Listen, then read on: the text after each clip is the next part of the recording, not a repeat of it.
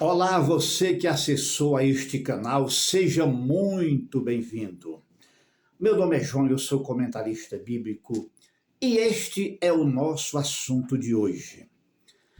Deus, ele é tão poderoso, tão sábio, infinitamente capaz, que ele não precisa descer do trono para ajudar alguém ou para punir alguém, ou até mesmo para enfrentar uma guerra contra alguém. Deus, ele é tão poderoso que ele usa até os animais, tanto para ajudar alguém como para punir alguém. Isso está tudo registrado nas Escrituras Sagradas. É assim, na vida dos profetas, como o profeta Elias, Deus usou animais para ajudá-lo. Agora, o que vamos tratar hoje, Deus usou animais para punir quem chegou ao auge da rejeição, como foi pessoas de entre o povo de Israel.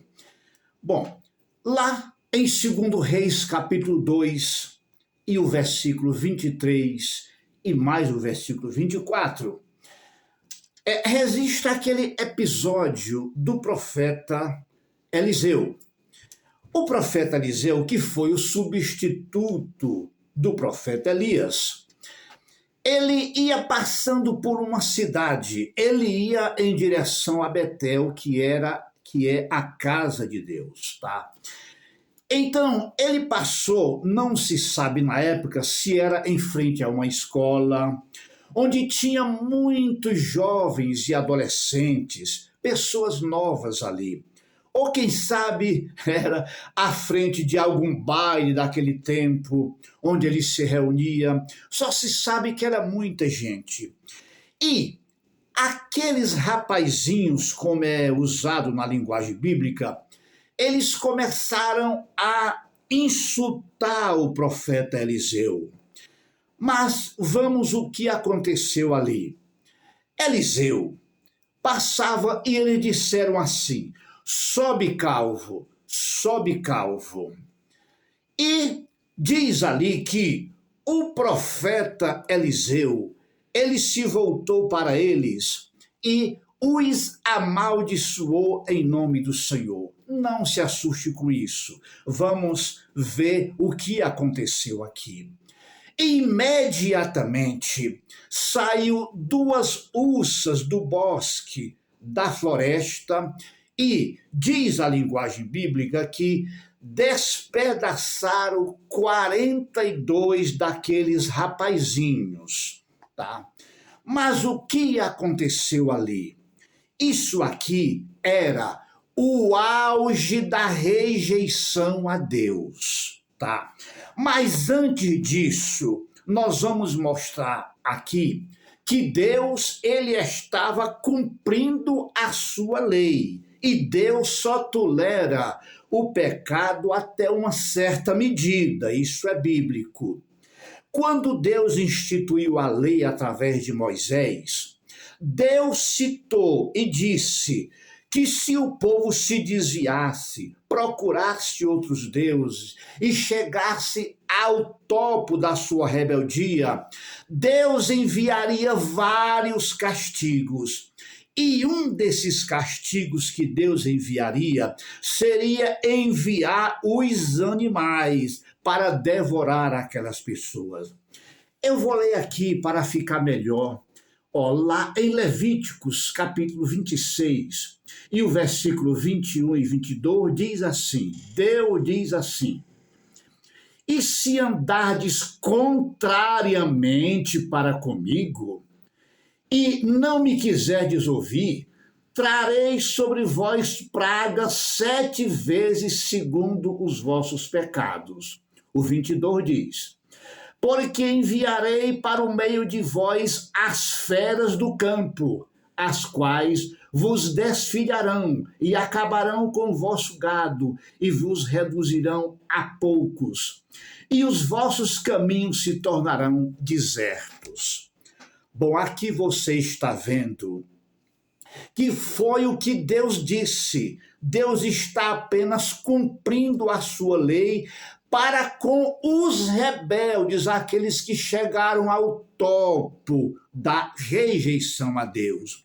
Por outro lado, aqueles que estavam buscando a Deus, fiel a Deus, Deus também usou o profeta Eliseu como aquelas pessoas daquela vila, daquela cidade, que iam morrer de fome, iam morrer de sede, porque as águas ali estavam contaminadas. E Eliseu chegou e Deus usou ele com as suas mãos para sarar aquelas águas. Então é assim.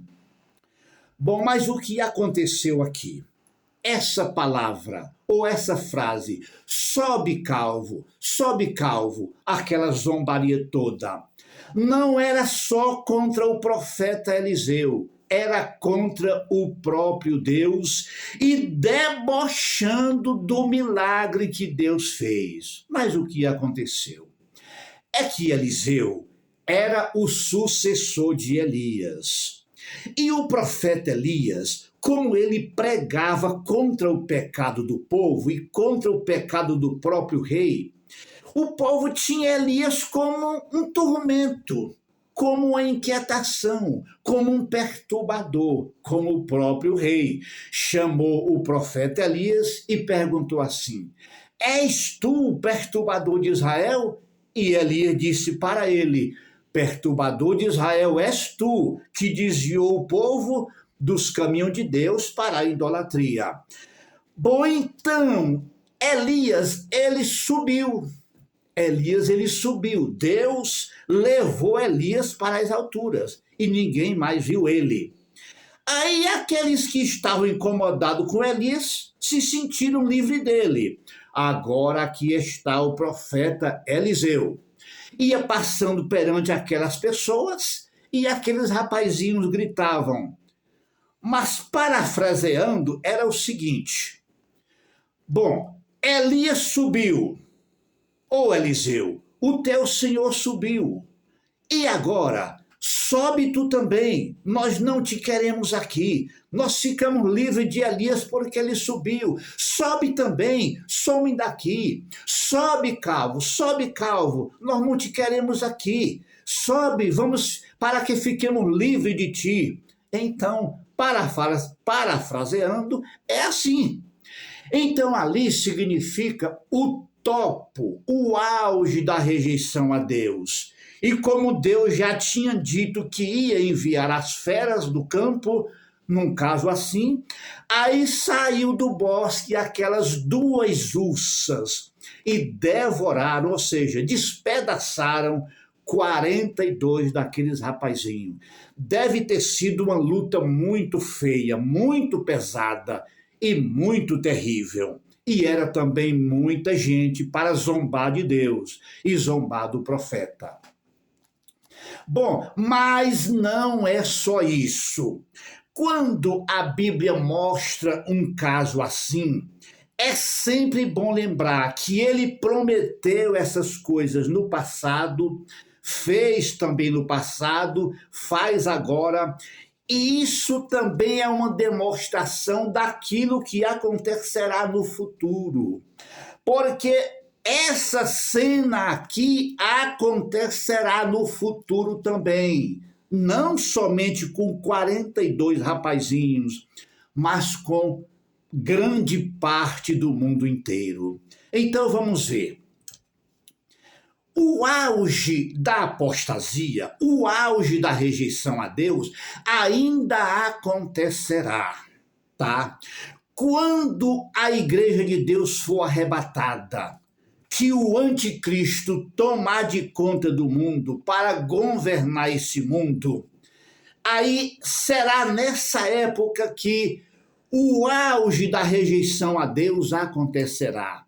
O topo da apostasia acontecerá, porque o apóstolo Paulo, lá na sua segunda carta aos Tessalonicenses, ele trata desses tempos que ainda estão por vir. Quando o apóstolo Paulo diz que governará esse mundo aqui por pouco tempo o homem do pecado, o filho da perdição, o iníquo, isto é, o anticristo.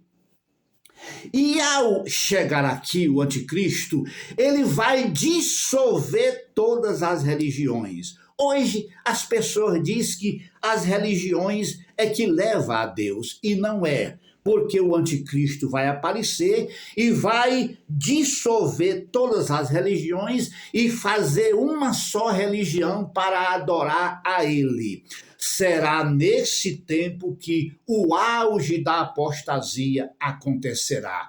E você sabe que o Apocalipse é o livro das pragas, mas é o livro que mostra o brilhante futuro dos fiéis a Deus, o futuro da igreja que Deus preparou para ele aqui. Agora, quanto aos pagãos, aqueles que seguirem o anticristo, chegarão ao topo da apostasia e da rejeição a Deus, e acontecerá o seguinte: não é somente as pragas, não é somente as guerras, não é somente os fenômenos que aparecerá no céu, que os homens correrão para se esconder nas cavernas, tentando se esconder de Deus. Mas vamos ler aqui também. Lá no Apocalipse também as feras agirão. Bom, no Apocalipse capítulo 6 e o versículo 8, mostra uma das pragas, que é a abertura do quarto selo. Vamos ler então aqui, e diz assim: e olhei, e eis um cavalo amarelo, e o seu cavaleiro sendo este chamado Morte, e o inferno o estava seguindo. E foi-lhes dada autoridade sobre a quarta parte da terra. Aí diz: para matar a espada, pela fome, com a mortandade por meio das feras da terra. Bom, nós temos que expor esses assuntos aqui, porque estamos tratando do auge da rejeição. Porque alguém pode pensar assim: puxa, mas Deus usou aquelas duas ursas para destruir aquelas pessoas. Não, ali era o auge da rejeição, e Deus mostrou a lei, a lei.